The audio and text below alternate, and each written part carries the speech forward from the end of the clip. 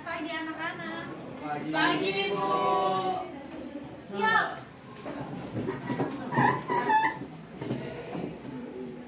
Hormat. Selamat pagi, Bu. Selamat pagi, silakan duduk. Apa kabarnya? Baik, Bu. Oke, sebelum kita mulai dengan KBM hari ini, Ibu minta kesediaan Maria untuk pimpin doa ya, Kak.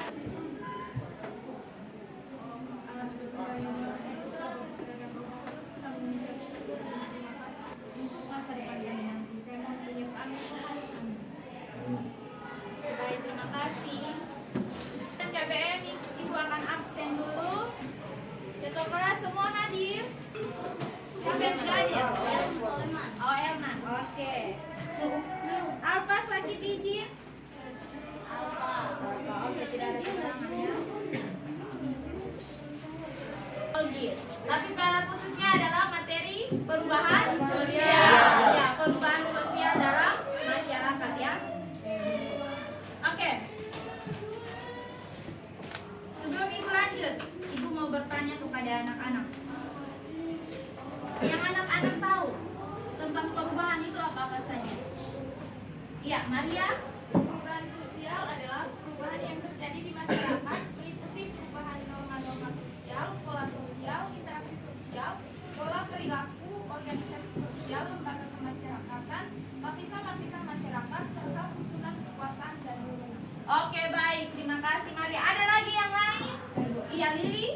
Perubahan sosial merupakan konsep yang sangat penting. Kemudian sosiologi merupakan ilmu yang mempelajari tentang masyarakat. Sikap sosial, norma, dan juga berbagai pola perilaku manusia yang ada di lingkungannya. Ada yang bisa kasih contoh tidak? Perilaku, iya. Gaya berpakaian. Good, gaya Misalnya, berpakaian.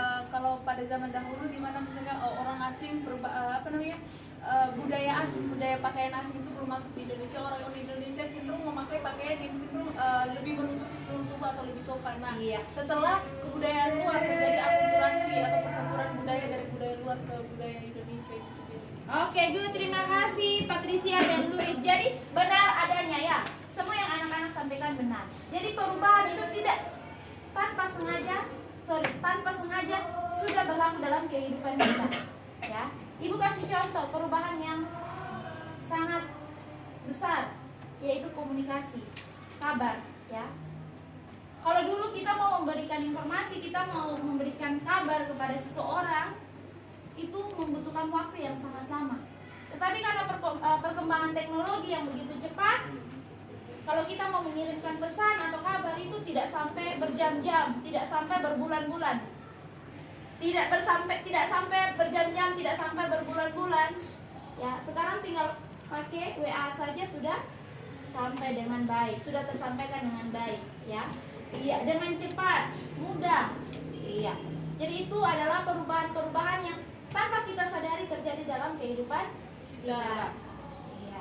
Ada juga perubahan karakter, sifat, perilaku kita.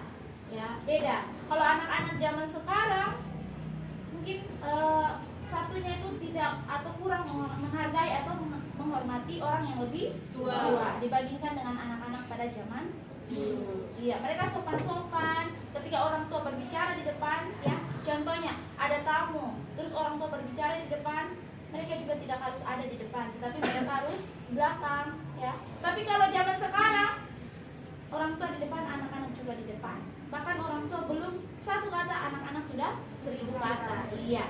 Ya, jadi itu perubahan-perubahan yang mungkin terjadi dalam kehidupan kita hari lepas hari.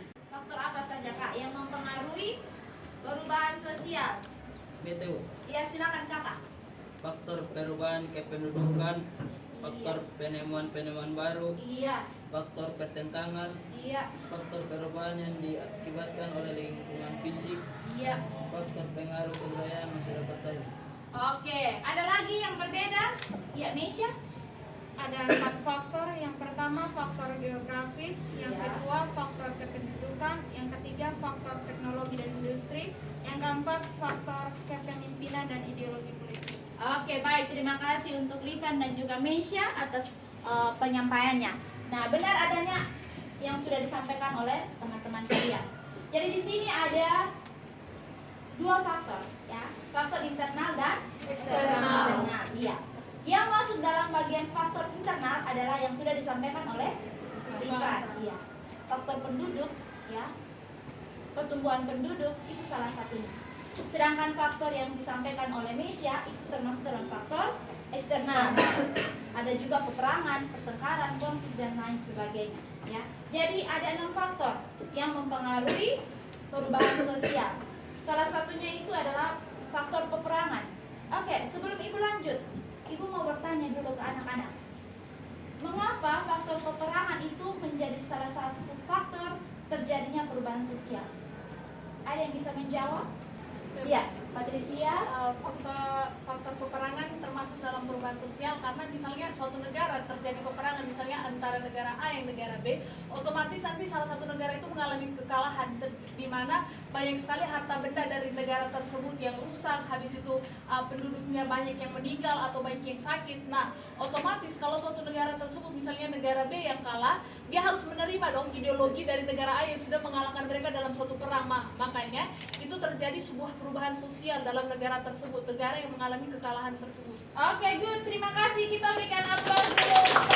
Masalah, entah masalah kecil atau masalah besar, itu akan mempengaruhi. Ibu kasih contoh yang paling konkret atau yang paling sederhana di dalam kelas. Misalnya Rifan dan Milan tidak saling baku enak atau punya masalah. Dengan sendirinya awalnya mereka yang punya hubungan baik, tiba-tiba tidak punya hubungan yang baik. Dengan sendirinya sudah berubah. Oh, kalau Milan mau dekat dengan Rifan juga canggung, ya. Dengan sendirinya masing-masing sudah berubah untuk jadi individualisme, tidak mau bergabung dengan yang lain. Iya.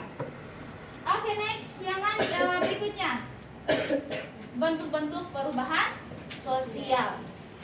Ada berapa bentuk perubahan sosial yang anak-anak tahu? 3. Apa-apa saja? Tidak rame-rame, satu-satu. Iya, Nova?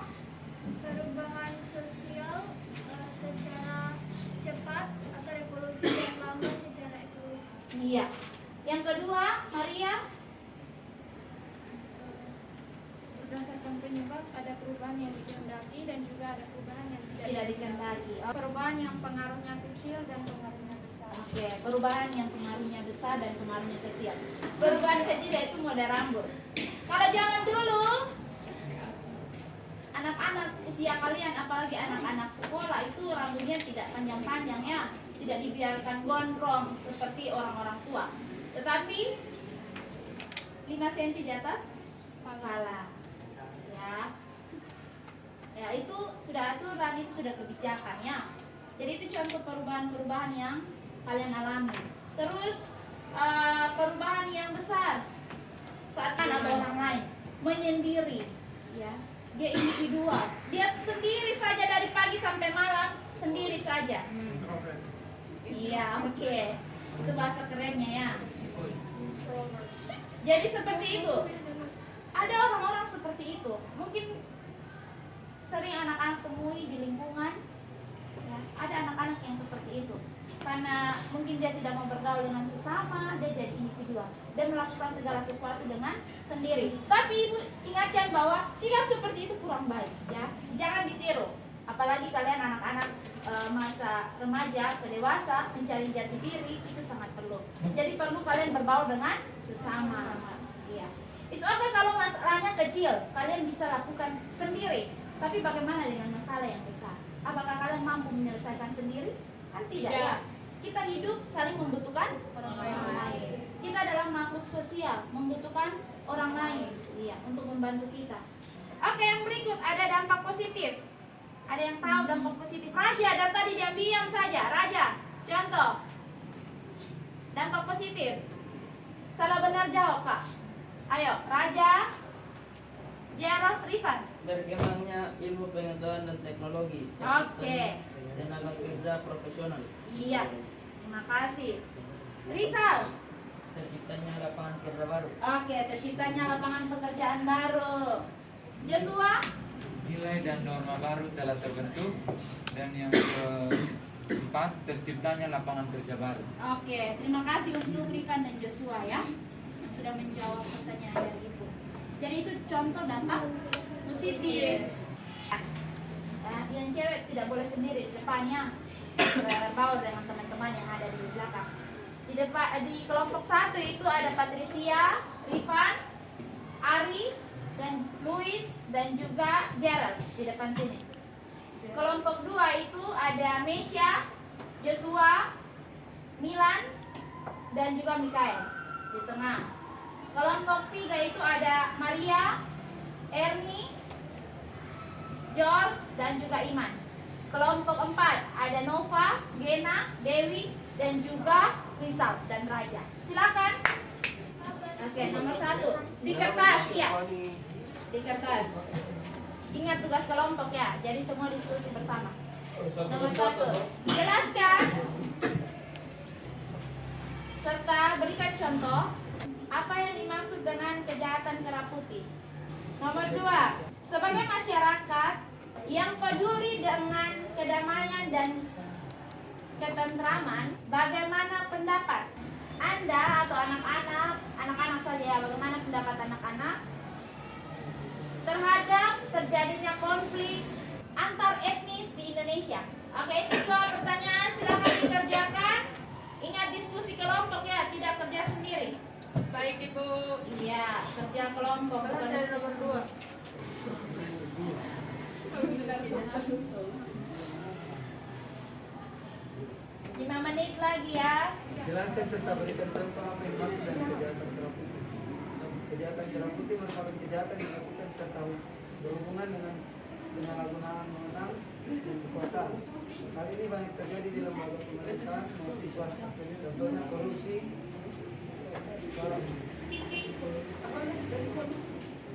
dan nepotisme. Kedua, sebagai masyarakat yang penuh dengan kedamaian dan ketentraman sebagaimana pendapat anak-anak berharap terjadinya konflik antar etnis. Mencari konflik antar etnis adalah konflik yang terkait dengan permasalahan mengenai politik, ekonomi, sosial, budaya, dan intoleransi. Oke, baik, kita berikan aplaus untuk kaum perempuan. Sabar dulu, jangan jalan. Mungkin teman-teman mau bertanya, anak-anak mau bertanya. Oke, ada pertanyaan tidak? Tidak Ibu. Pas, oke, silakan duduk. Terima kasih. Mikael. Ulang. Selamat siang Ibu Guru dan teman-teman. Bravo. Siang. Kami dari kelompok 1 akan mempresentasikan hasil diskusi kelompok. Jelaskan serta berikan contoh yang dimaksud dengan kejahatan kera putih. Kejahatan kera putih adalah istilah temuan hasil Kroll untuk menyebut berbagai tindak kejahatan di lembaga pemerintah yang terjadi, baik secara struktural yang melibatkan sekelompok orang maupun secara individu. Contohnya malpraktek oleh dokter, korupsi di kalangan pejabat, dan iklan yang menyesatkan. Oke. Nomor 2, sebagai masyarakat yang peduli dengan kedamaian dan ketentraman, bagaimana pendapat anak-anak terhadap terjadinya konflik antar etnis di Indonesia? Menurut kami, konflik antar etnis Indonesia seharusnya tidak terjadi karena Indonesia memegang teguh semboyan Bhinneka Tunggal Ika, yakni menghargai setiap perbedaan baik antar etnis, agama maupun suku. Sebaliknya harus selalu menghargai satu sama lain. Oke. Iya, berikan aplaus dulu. Ada pertanyaan? Pas. Oke, terima kasih. Silakan dulu jawaban yang baik sekali dari teman-teman kelompok 1. Dengar sini, perhatian. Dewi, dengar sini. Oke. Sebelum mengakhiri pertemuan kita hari ini, hal-hal yang sudah anak-anak dapat dari materi perubahan sosial, yaitu yang pertama tentang pengertian perubahan sosial, ya, perubahan yang meliputi sifat, perilaku, ya, yang ada di lingkungan kita. Yang kedua ada contoh-contoh perubahan sosial. Ada juga dampak positif dan negatif. Ada bentuk-bentuk perubahan sosial. Iya. Jadi semua yang anak-anak dapatkan, silakan dipelajari. Ibu akan kirimkan materinya supaya anak-anak mempelajari secara lebih lanjut, dan apabila ada pertanyaan yang mau ditanyakan nanti boleh bertanya di pertemuan yang akan datang. Ya. Sebelum mengakhiri pertemuan kita pada hari ini, apakah ada pertanyaan? Sudah pas? Oke. Sebelum mengakhiri, Ibu minta satu orang untuk pimpin doa di depan. Boleh, mari kakak maju saya.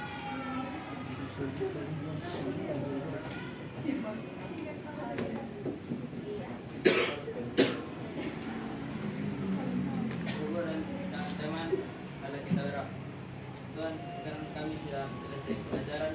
Sekarang kami mau istirahat dan memberkati kami, Tuhan.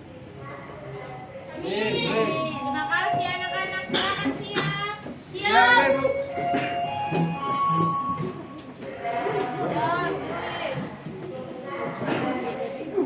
Hormat. Terima kasih, Bu. Sama-sama anak-anak. See you and God bless you.